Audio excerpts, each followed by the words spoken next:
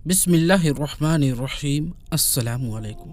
प्यारे दोस्तों, अल्लाह तबारक व तआला ने हज़रत अली रदियल्लाहु तआला अन्हु को सूझबूझ की इस कदर अरफा व आला सलाहियतों से नवाजा था कि जो मसाइल दूसरे लोगों के लिए पेचीदा समझे जाते थे, उन्हीं मसाइल को वो आसानी से हल कर दिया करते थे।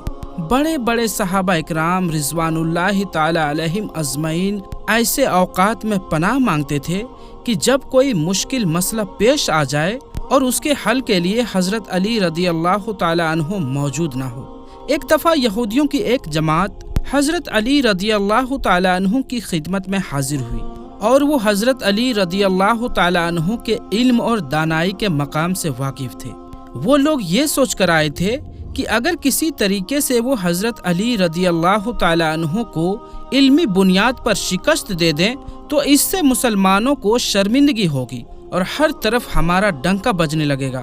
उस यहूदी जमात ने ये भी मंसूबा बनाया कि हम सवाल कुरान मजीद से नहीं बल्कि अपनी किताब यानी तौरात से करेंगे।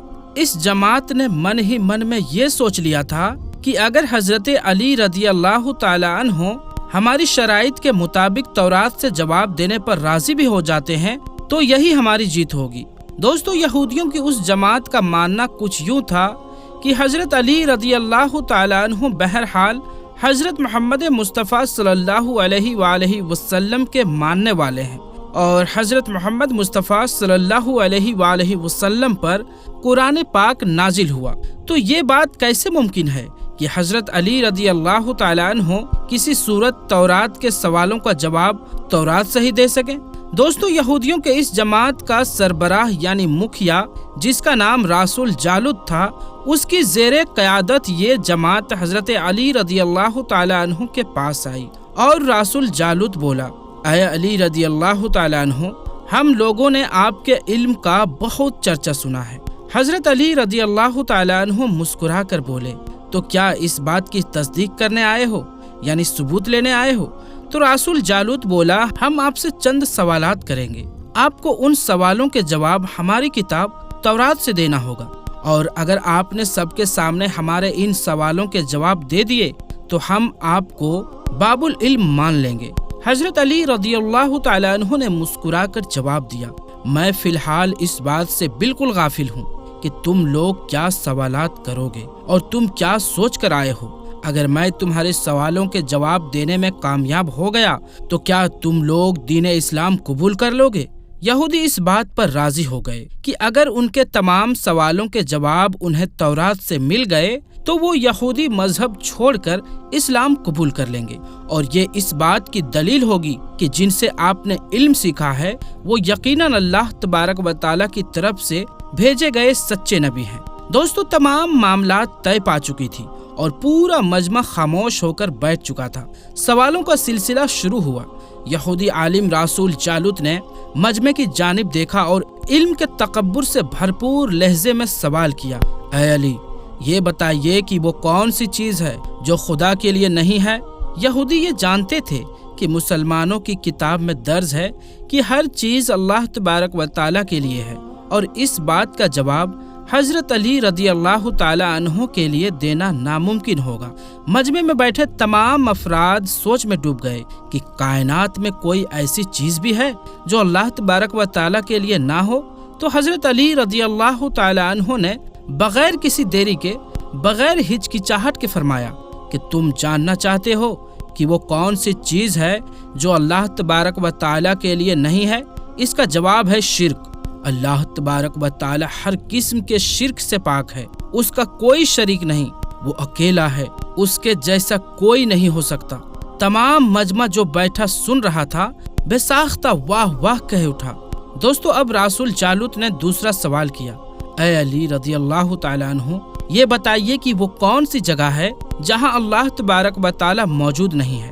हज़रत अली रदियल्लाहु ताला अन्हु ने उसको फौरन जवाब दिया कि अल्लाह तबारक व तआला हर जगह मौजूद है। इस पर रासुल जालूत बोला कि इस सवाल का जवाब आप हमें हमारी किताब से दें।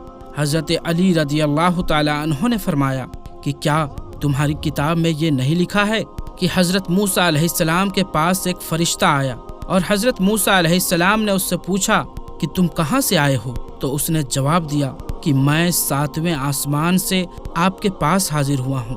اتنے میں موسیٰ علیہ السلام کے پاس دوسرا فرشتہ آیا۔ موسیٰ علیہ السلام نے اس سے پوچھا کہ تم کہاں سے آئے ہو؟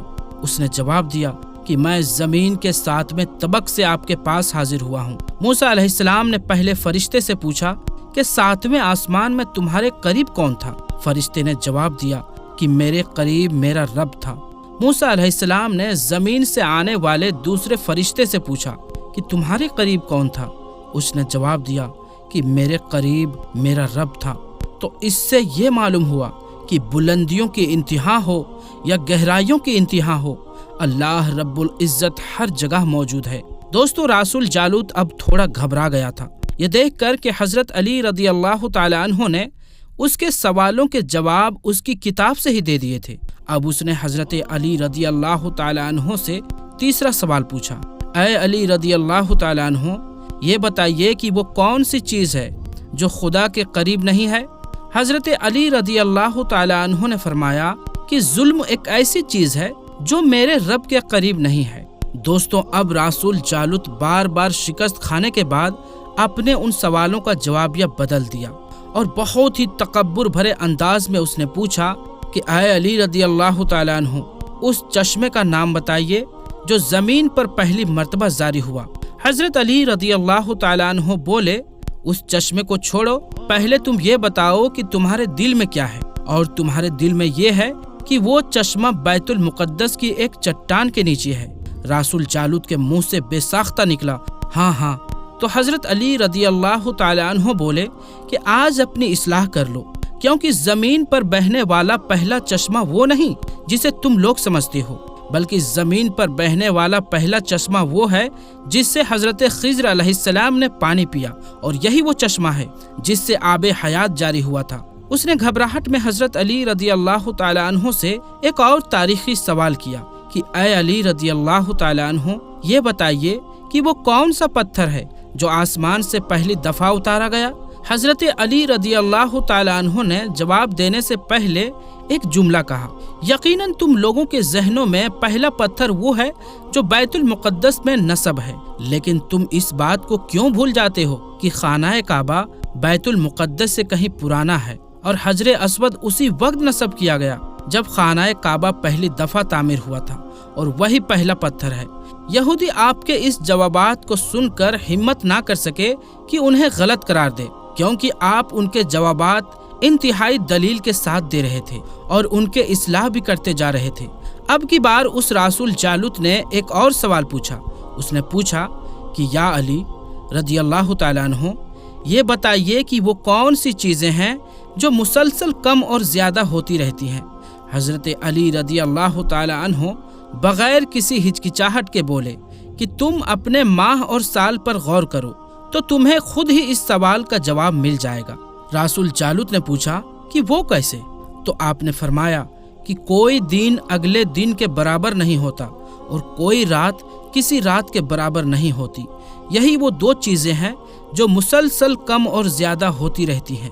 رسول جالوت نے جواب سن کر حضرت علی رضی اللہ تعالی عنہ سے ایک اور سوال کیا کہ زندہ رہنے کی پہچان سانس لینا ہے، کیا کائنات میں کوئی ایسی چیز بھی ہے جو سانس لیتی ہے مگر زندہ نہیں ہے؟ حضرت علی رضی اللہ تعالی عنہ نے فرمایا کہ صبح جب نکلتی ہے تو سانس لیتی ہے، حالانکہ صبح کے پاس نہ روح ہے نہ جان۔ یہ سن کر وہ جلدی بولا کہ اچھا یہ بتائیے کہ دنیا میں وہ کون سی جگہ ہے جہاں سورج کی کرنیں ایک دفعہ تو پڑی لیکن دوبارہ اس جگہ کبھی سورج کی کرنیں نہیں پہنچ سکی؟ حضرت علی رضی اللہ تعالی عنہ نے فرمایا، ہاں، یہ سمندر کی وہ جگہ ہے جہاں سے حضرت موسیٰ علیہ السلام اور ان کی قوم گزری۔